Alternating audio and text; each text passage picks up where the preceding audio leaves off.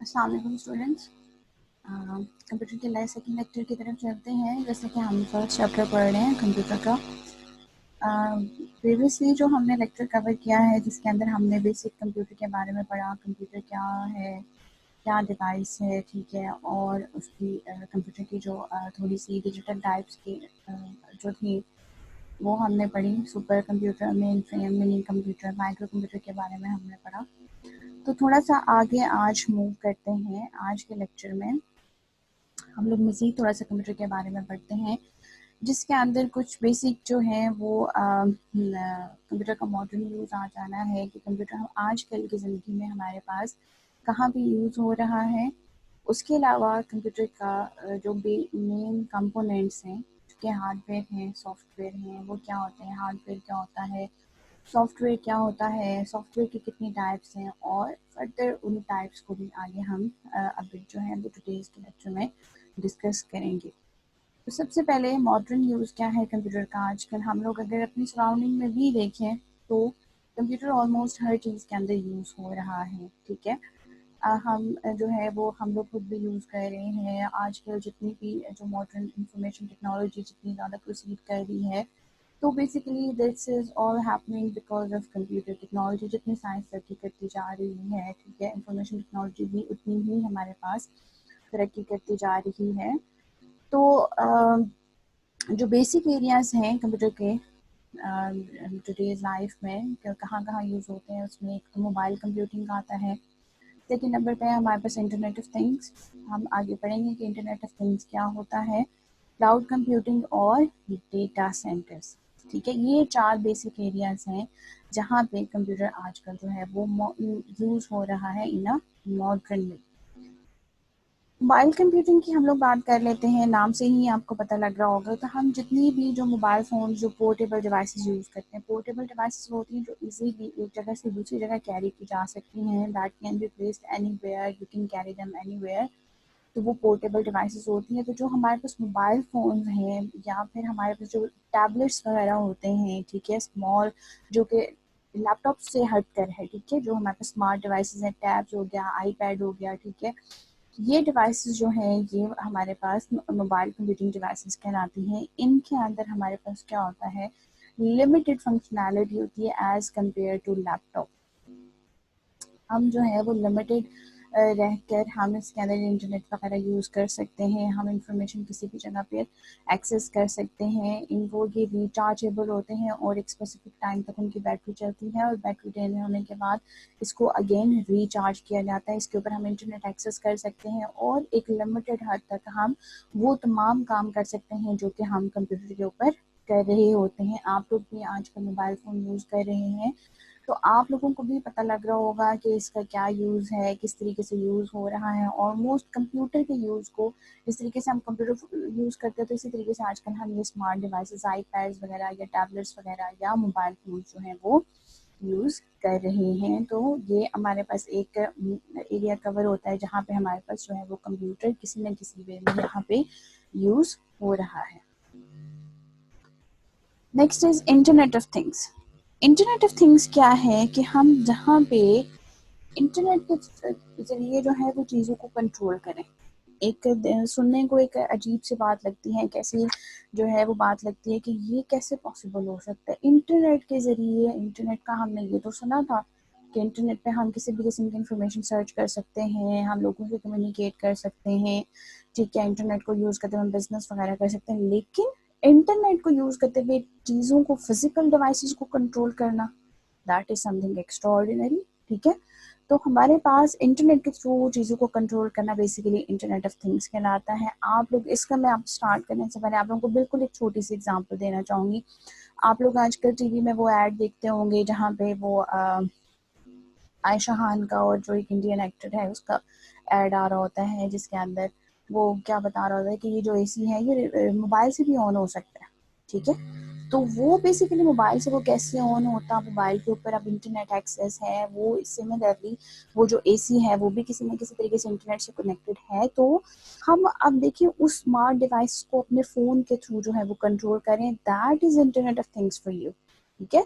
हमारे पास वो जो डिवाइसेस होती हैं जिनको हम इंटरनेट के थ्रू कंट्रोल करते हैं, उसके अंदर क्या होता है कि उनके अंदर ऑलरेडी कैपेबिलिटीज़ होती हैं कि वो वायरलेसली इंटरनेट के साथ कनेक्ट हो सकते हैं। उनके अंदर सेंसर्स होते हैं, एक्चुएटर्स होते हैं जो कि डिफरेंट सिनेरियोज के ऊपर एक्ट करते हैं, ठीक है। जिस तरीके की हम कमांड देते हैं उस हिसाब से एक्ट करते हैं। उनके अंदर कैमराज हैं, स्पेशल सॉफ्टवेयर्स हैं, माइक्रोफोन एक्सेट्रा वगैरह हैं कि हम माइक्रोफोन क्यों होता है, जैसे हम कमांड वगैरह देकर उसको जो है वो काम उससे एग्जीक्यूट करवा सकते हैं। इन डिवाइसेस को इस तरीके से डिज़ाइन किया जा सकता है कि ह्यूमन बींग्स जो है वो उसके साथ इंटरेक्ट कर सकते हैं। अब ये तो मैंने इसी वाली आपको एक एग्जांपल दी है। एक हमारे पास ये भी हो सकता है, एक फेसबुक पे बहुत जो है वो फेमस वीडियो थी, वो अगर मैं आप लोगों को मुझे मिलती, मैं यहाँ पे आप लोगों के साथ चले बाद में शेयर कर दूंगी, जिसमें वो एक बंदा होता है, वो अपने घर, उसका स्मार्ट हाउस होता है, वो अपने घर की तमाम चीज़ों को जो है वो वॉइस कमांड के थ्रू कंट्रोल करता है। अब क्या था कि उसके घर की हर चीज़ के अंदर वो कैपेबिलिटी थी, या उनके अंदर माइक्रोफोन ऑलरेडी फिक्स था, वो उसके वॉइस को रिकॉग्नाइज करके वो फंक्शन परफॉर्म करते थे। जैसे वो उठता है, वो टीथ ब्रश कर रहा होता है, ठीक है, वो रेडी होके वो जो है वो टोस्टर को लेट्स सपोज वॉइस कमांड के थ्रू जो है वो मैसेज देता है कि वो तो ब्रेड टोस्ट करे, ठीक है। इसी तरीके से वो जो भी हर काम वगैरह करके जाता है, वो उसने अपनी उस स्मार्ट हाउस में अपनी वॉइस जो है वो ऑलरेडी किसी न किसी तरीके से सैम्पल के तौर पर फिक्स की हुई थी कि वो तमाम चीज़ें उसकी आवाज़ सुनकर उसके ऊपर एक्ट करती थी। अब वो डेंटिस्ट के पास जाता है, तो उसके अंदर जो है वो डेंटिस्ट उसका दांत निकालता है, और डेंटिस्ट उसका दांत निकालता है तो वापस घर आता है। तो वो क्योंकि हर चीज़ उसके घर में वॉइस के थ्रू जो है वो वॉइस कमांड के थ्रू चल रही थी, वो डोर को कहता है ओपन द डोर। अब वो उसको दान कर देता होता है, उसकी वॉइस थोड़ी चेंज हुई होती है, तो वो उसका डोर ही ओपन नहीं होता। वो की चैन से भी ओपन करने की कोशिश करता है, ओपन नहीं होता है, और काफ़ी देर के बाद उसके घर का दरवाज़ा खुल जाता है, ठीक है। फिर वो क्या करता है, अंदर जाके वो बैठता है, तो वो बहुत ज़्यादा बारिश होती है, तो वो वॉइस कमांड देता है कि टर्न ऑन दी हीटर, तो वो उसकी वॉइस को मैनिपुलेट करके वो शायद एसी ऑन कर देता है। तो वो कहता है कि लोअर द टेम्परेचर, तो वो टेम्परेचर हाई करता रहता है, हाई करते करते वो उसका घर पूरा जो है वो फ्रीज ऑलमोस्ट जो है वो एंड पे फ्रीज बैठा होता है। तो बेसिकली ये एग्जांपल मैं आप लोगों को इस वजह से दे रही हूँ कि उस वीडियो के अंदर ये चीज़ मौजूद थी कि देखें किस तरीके से चीज़ें जो हैं वो वॉइस कमांड के थ्रू कंट्रोल हो रही हैं। एक अननेचुरल सी बात लगती है। इसी तरीके से हमारे पास फ्यूचर में हो सकता है कि स्मार्ट हाउसेज हैं बन जाएं, जहाँ पे हम लोग चीज़ें इस तरीके की लगाएं जिनको हम वॉइस कमांड के थ्रू कंट्रोल करें। वैसे तो अभी जैसे फ़ैन है, तो आजकल में हाल से फ़ैन्स भी ऐसे आ रहे हैं कि जिनको हम बैठे बैठे मोबाइल फ़ोन के साथ उसको कनेक्ट करके मोबाइल फ़ोन से हम फ़ैन को टर्न ऑन या टर्न ऑफ कर सकते हैं, बिल्कुल ऐसे ही जैसे हम एसी को जो है वो एक्सेस करते हैं।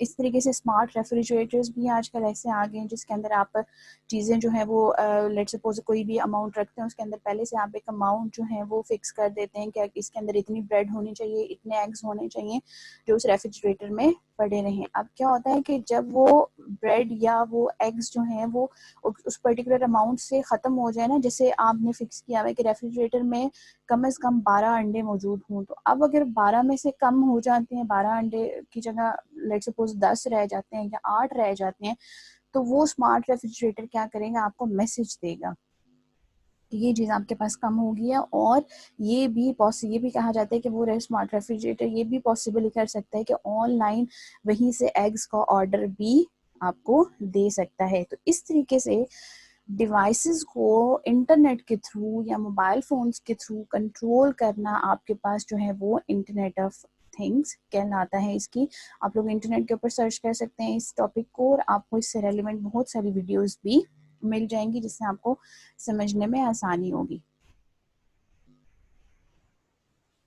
Next topic is cloud computing. Cloud का क्या मतलब होता है, बादल। Computing that is basically computer की टर्म है कि जिसके अंदर जो है वो डाटा की कहीं ना कहीं कोई प्रोसेसिंग हो रही होगी। तो हम क्या करते हैं क्लाउड कंप्यूटिंग में, बेसिकली ये होता है कि आपका डाटा कहीं पे कहीं ऊपर क्लाउड्स में ही सेव होता है। लेट्स सपोज आप जो है वो काम करना चाह रहे हैं, कोई आपके पास कंप्यूटर है, आप जो काम करना चाह रहे हैं उसके लिए आपको 3 लेट्स सपोज मज़ीद कंप्यूटर्स चाहिए, आपके पास इतना पैसा नहीं है, आप नहीं जो है वो कंप्यूटर परचेज कर सकते। तो इंटरनेट के ऊपर बहुत सारी वेबसाइट्स ऐसी हैं जिनके ऊपर आप लॉगिन करके आप उनके ऊपर अपना डाटा सेव कर सकते हैं। अगर जैसे आप लोगों को आइडिया हो, गूगल के ऊपर गूगल ड्राइव है, ठीक है।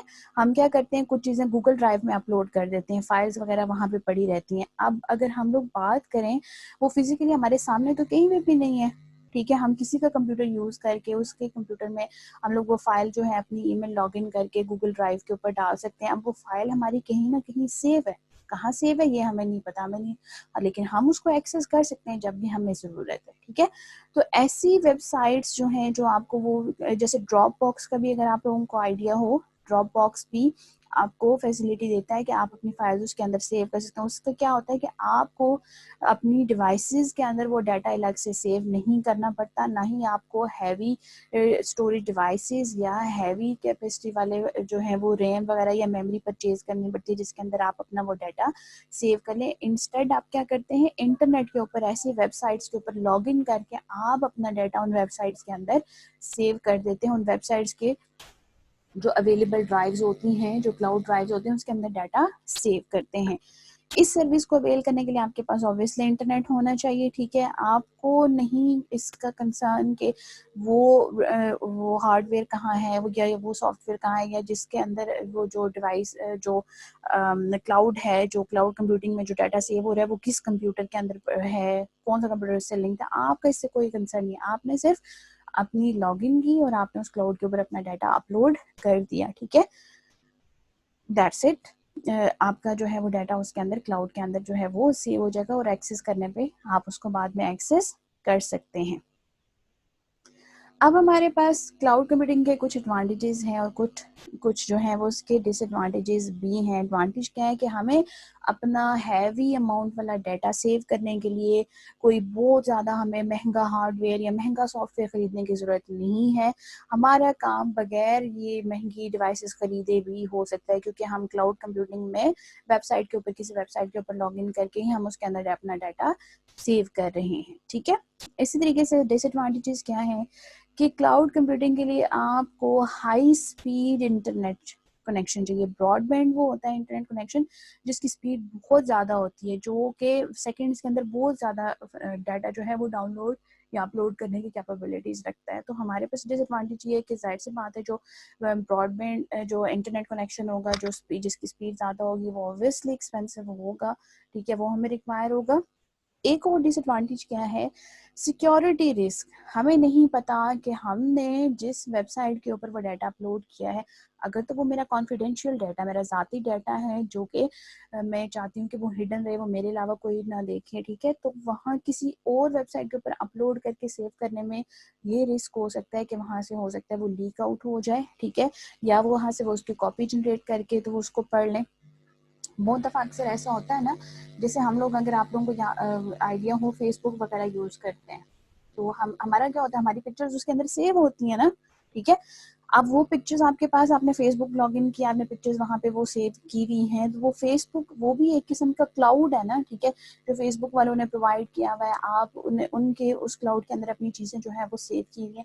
अब हमें क्या पता, कई दफ़ा बाद में र्यूमर्स आते हैं कि फेसबुक ने डाटा चोरी कर लिया उनके पास, क्योंकि ये तमाम चीज़ें आपके पास सेव हैं। तो इसी तरीके से अगर हम क्लाउड के ऊपर डाटा सेव करते हैं तो हमारे पास सिक्योरिटी रिस्क ज़्यादा होता है कि हो सकता है वहाँ से हमारा डाटा जो है वो लीक आउट हो जाए, किसी और के कंप्यूटर में हमने डाटा सेव किया हुआ है, तो जो कॉन्फिडेंशियल इंफॉर्मेशन होती है उसके लिए ये एज अ डिसएडवांटेज है।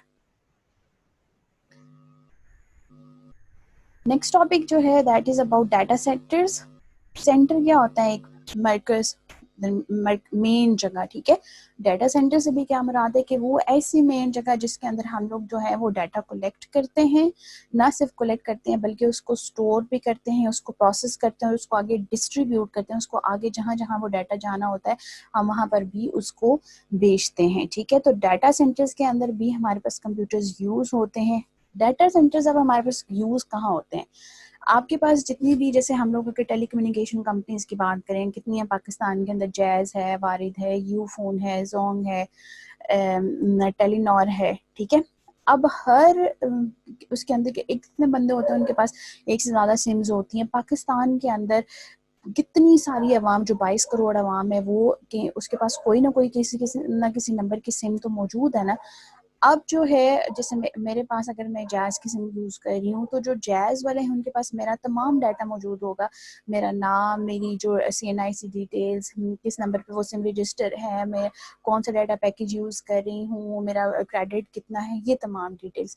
अब वो ये तो मेरी एक बंदे की होगी। अब लेट्स सपोज उनके थाउजेंड्स यूजर्स हैं, तो वो 1000 यूजर, 1000 यूजर्स का भी उसी हिसाब से जो है वो डाटा उनके पास सेव होगा। अब वो डाटा कहाँ सेव करते हैं? वो इस तरीके के डाटा सेंटर्स के अंदर सेव करते हैं। इसी तरीके से जो बैंक्स वाले हैं, आपका बैंक अकाउंट है, बैंक्स वालों के पास आपकी सारी इंफॉर्मेशन, आपका बैंक नंबर, आपकी बैंक डिटेल, आपके अकाउंट में कितने पैसे हैं, आपके अकाउंट में कितने पैसे कब आए, कितने पैसे कब वहाँ से विड्रॉ हुए, आपका नेम, फुल नेम क्या है, आपका एड्रेस क्या है, आपका मोबाइल नंबर क्या है, आपकी डेट ऑफ बर्थ क्या है, आपकी मदर का क्या नाम है, ये तमाम CNIC नंबर क्या है, ये तमाम चीज़ें उनकी हर अपने कस्टमर की वो अपने पास सेव रखते हैं। तो ऑब्वियसली वो छोटे कंप्यूटर्स के ऊपर तो सेव नहीं रखते, तो वो ऐसी इस तरीके की इंफॉर्मेशन को स्टोर करने के लिए क्या चीज़ यूज़ करते हैं? Data centres. और ये आपके पास पूरे पूरे रूम्स जितने भी होते हैं, ये बहुत बड़े जो है वो सर्वर्स होते हैं, जिसके अंदर डाटा जो है वो सेंट्रलाइज जो है वो स्टोर किया जाता है। इसी तरीके से अगर हम यूनिवर्सिटीज़ की बात करें, यूनिवर्सिटी में आप एडमिशन लेते हैं, तो आपसे रिलेटेड जो है जितनी भी इंफॉर्मेशन होती है, आपकी डिग्रीज की डिटेल्स, आपके रजिस्ट्रेशन नंबर, आपकी फ़ी डिटेल्स, आपका एड्रेस, आप कौन से कोर्सेज पढ़ रहे हैं, आप पहले क्या पढ़ के आए, हर एंटिटी के बारे में, हर एक बंदे के बारे में उनकी तमाम इंफॉर्मेशन जो है वो अपने पास सेव होती है। तो जो ऐसी गवर्नमेंट की ऑर्गेनाइजेशंस होती हैं या जो बड़े इदारे होते हैं जिनके पास ह्यूज अमाउंट ऑफ डाटा होती है, उसको सेव करने के लिए वो डाटा सेंटर्स जो है वो बनाए होते हैं उन्होंने, जिसके अंदर वो डाटा सेव करते हैं। और डाटा जो सेंटर्स जो हैं वो इक्विप्ड होने चाहिए एयर कंडीशनिंग फैसिलिटी के साथ, ठीक है, क्योंकि वो हर टाइम वो हीट अप हो जाती है ना, डिवाइसेस हैं जो चार्ज हो के या कॉन्टिन्यूसली उसके अंदर डाटा आ रहा है, जा रहा है, आ रहा है, जा रहा है, सेव हो रहा है, तो वो हीट अप हो जाती हैं। तो जो रूम का टेम्परेचर है वो भी अच्छा होना चाहिए ताकि वो जल ना जाए हीट अप होके। फायर सप्रेसिंग, अगर कहीं पे शॉर्ट सर्किट हो जाता है, कहीं पे कोई आग लग जाती है, स्मोक डिटेक्टर्स होने चाहिए। और जो मेन इम्पॉर्टेंट चीज़ है दैट इज सिक्योरिटी एंट्री, कि कोई अनऑथराइज पर्सन उस डाटा सेंटर वाले रूम में दाखिल ना हो सके। अनऑथराइज पर्सन कौन सा होगा? वो बंदा जिसको एक्सेस नहीं होगी उस रूम के अंदर जाने की।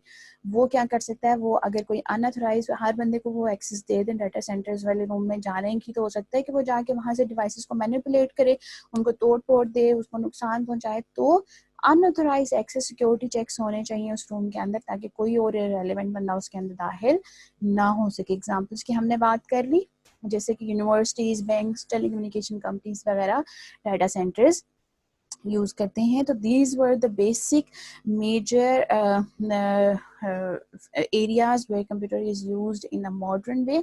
हमने कौन कौन सी बात की? हमने बात की है मोबाइल कंप्यूटिंग की, हमने बात की इंटरनेट ऑफ मोबाइल कंप्यूटिंग कहते हैं मोबाइल फोन, टैबलेट्स वगैरह आते हैं इंटरनेट थिंग्स के अंदर, उन तमाम डिवाइसेस को इंटरनेट के थ्रू, मोबाइल फोन के थ्रू कंट्रोल करना। क्लाउड कंप्यूटिंग, जहाँ पे हम वेबसाइट्स यूज करके हम अपना डाटा वेबसाइट्स के ऊपर सेव करते हैं, ठीक है। और डाटा सेंटर्स, जो हमारे पास जितनी भी बड़ी जो ऑर्गेनाइजेशंस हैं वो अपनी चीज़ें अपने कस्टमर्स वगैरह का या अपने एम्प्लॉयज़ का डाटा उसके अंदर सेव करते हैं। इन तमाम जगहों पे कहीं ना कहीं हमारे पास, इन तमाम जगहों पे हमारे पास कंप्यूटर जो है वो यूज़ हो रहा है। नेक्स्ट जो हमारे पास टॉपिक है that is about main components of a computer. Computer दो बेसिकली उसके मेन कंपोनेंट्स, एक होता है हार्डवेयर, एक सॉफ्टवेयर।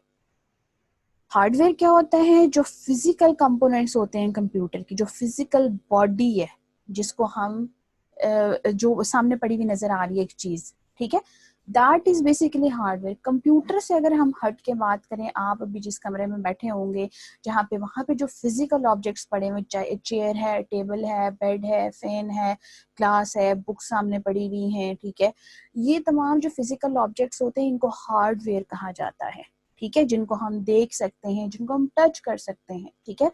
तो कंप्यूटर के अंदर भी जो कंप्यूटर की बॉडी है दैट इज बेसिकली हार्डवेयर। कभी आपने पहले ये एक्सप्लेन नहीं करना कि हार्डवेयर वो चीज़ है जिसको हम देख सकते हैं या या उसको हम टच कर सकते हैं, ये उसकी कैरेक्टरिस्टिक, उसकी खसूसियत आती है, ठीक है।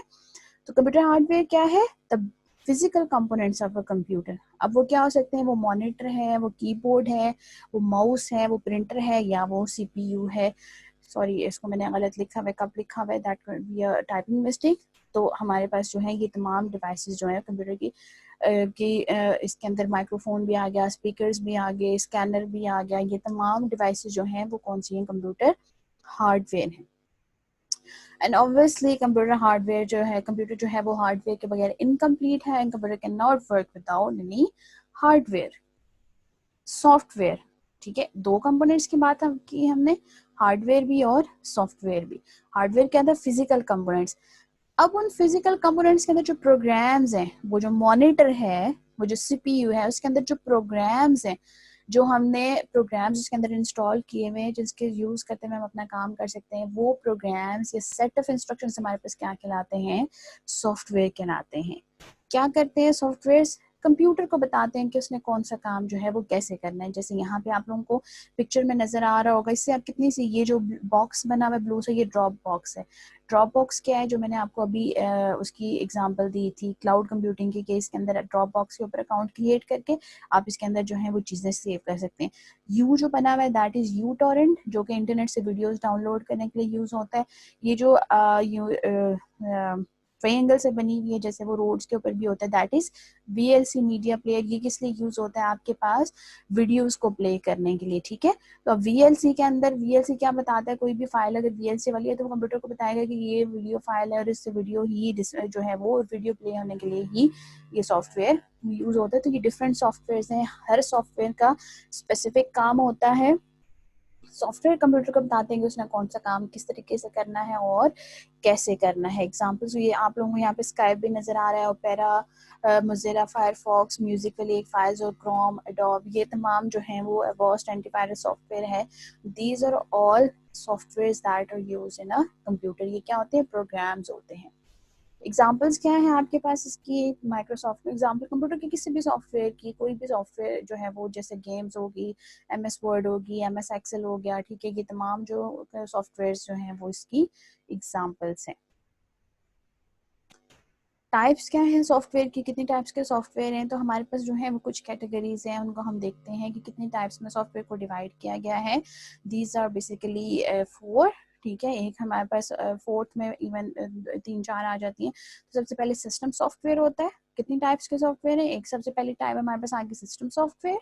Next one is application software, internet applications, licensed software, open source software, shareware and freeware. So these are basically 1, 2, 3, 4, 5, 6 and 7 types आपके पास आ गई सॉफ्टवेयर की। बेसिकली हम जो ज़्यादातर पढ़ते हैं वो सिस्टम सॉफ्टवेयर और एप्लीकेशन सॉफ्टवेयर के बारे में पढ़ते हैं। पिछली क्लासेस में भी हम यही पढ़ते आ रहे हैं, लेकिन इस कोर्स के अंदर हम लोग इन दोनों सॉफ्टवेयर के अलावा इंटरनेट एप्लीकेशन और लाइसेंस या बाकी सॉफ्टवेयर के बारे में भी पढ़ेंगे। तो हम दोबारा से रिपीट कर लेते हैं, हमारे पास कौन कौन से सॉफ्टवेयर है? सिस्टम सॉफ्टवेयर है, एप्लीकेशन सॉफ्टवेयर है, इंटरनेट एप्लीकेशन है, और licensed open source software, shareware and freeware. System software हमारे पास क्या है? वो तमाम कंप्यूटर प्रोग्राम्स जो कि कंप्यूटर की एक्टिविटीज को कंट्रोल करते हैं, जो कंप्यूटर की एक्टिविटीज के कंप्यूटर ने जो है कौन सा काम करना है, कैसे काम करना है, जो कंप्यूटर को बेसिकली कंप्यूटर के सिस्टम को कंट्रोल करता है, वो आपके पास सिस्टम सॉफ्टवेयर कहलाता है, ठीक है। अब क्या होता है कि हमारे पास जो है बहुत सारे प्रोग्राम्स होते हैं जो कि कंप्यूटर के हार्डवेयर को कंट्रोल करते हैं, या दूसरे जो एप्लीकेशन प्रोग्राम्स हम कंप्यूटर के अंदर इंस्टॉल करते हैं। क्या इसकी एग्जांपल्स है? एग्जांपल है आपके पास विंडोज। विंडोज हम इंस्टॉल करते हैं ना कंप्यूटर के अंदर। आप कोई भी कंप्यूटर सिस्टम सॉफ्टवेयर के बगैर यूज नहीं कर सकते, बेशक आपके पास हार्डवेयर मौजूद है, अगर आप सिस्टम सॉफ्टवेयर जो है वो उसके अंदर इंस्टॉल नहीं करेंगे तो आप उस कंप्यूटर को यूज नहीं कर सकते, ठीक है।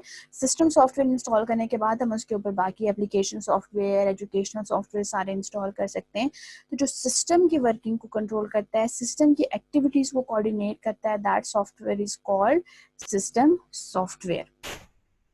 क्यों यूज़ होता है? हमारे सिस्टम को ईजी टू यूज़ बनाता है और उसको इफ़ेक्टिवली यूज़ करने में हेल्प करता है। आपके पास यहाँ पे जो पिक्चर शो हो रही है, इसके अंदर आप लोग देख सकते हैं, जो मैंने कुछ शेयर किए हैं, विंडोज़ एक्सपी, ये भी हमारे पास सिस्टम सॉफ्टवेयर है, विंडो विस्टा, विंडोज़ 7, ये एंड्रॉयड की पिक्चर बनी हुई है, एप्पल की है, ठीक है, ये तमाम जो है विंडोज़ 10 की है। तो विंडोज़ के लिमिटेड होते हैं, इतनी ज़्यादा जो सिस्टम सॉफ्टवेयर है उनका नंबर ऑफ सिस्टम सॉफ्टवेयर जो इतना ज़्यादा नहीं होता है as compare to other softwares, ठीक है।